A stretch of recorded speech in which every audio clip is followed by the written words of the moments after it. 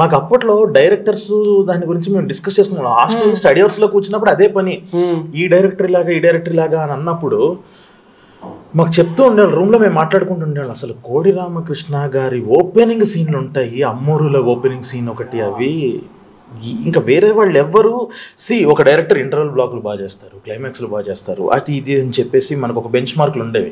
మనకు ఆ టైంలో ఇంకా పచ్చిగా చెప్పాలి అని అంటే రాజమౌళి గారు అన్నది ఏంటంటే విక్రమార్కుడు, ఛత్రపతి అంతే, మగధీర కూడా రాలా.